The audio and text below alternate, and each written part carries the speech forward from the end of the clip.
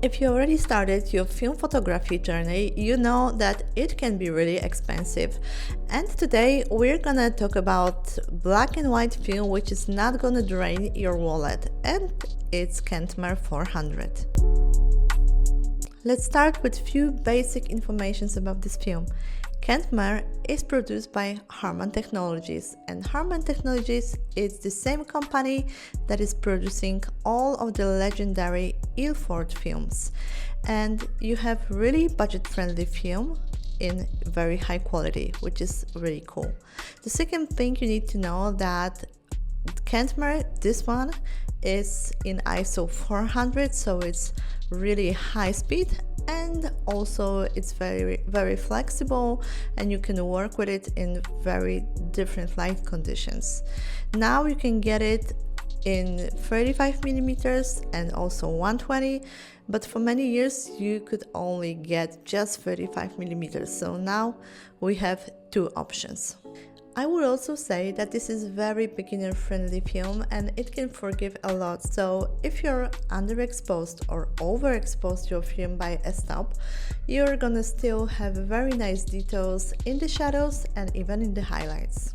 The question is, what are the best shooting conditions for this film? And if it's ISO 400, it is very universal, and also I would say it's a workhorse. You can shoot absolutely in very different conditions and still got really nice results.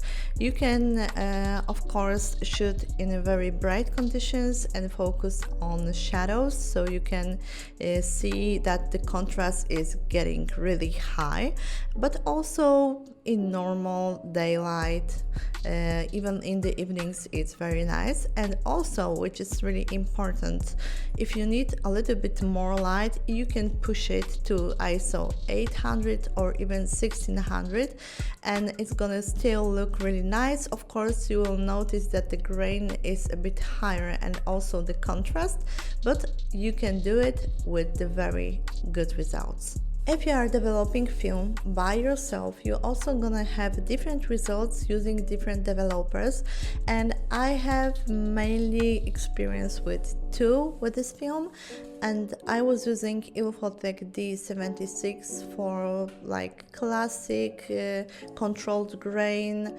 very delicate and classic look of this film. And also I was using Rodino when I wanted to get this sharper grain and more of a documentary look, and it also looks really good with street photography. So what is my opinion about this film?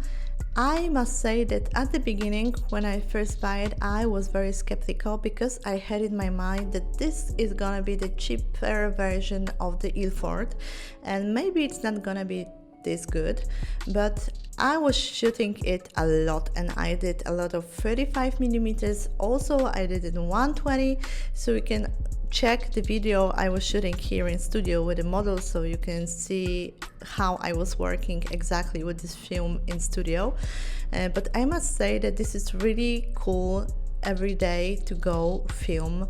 You can shoot absolutely everything. You can take it when you travel, you can go around doing some street photography, and even you can shoot in studio like I did. So I did a lot of roles, and I think a lot of roles is also ahead me, and I'm not gonna resign from this one, and I'm gonna shoot it more and more probably. And I'm also really curious about pushing this film because I never did that before, so maybe this is the idea for another video.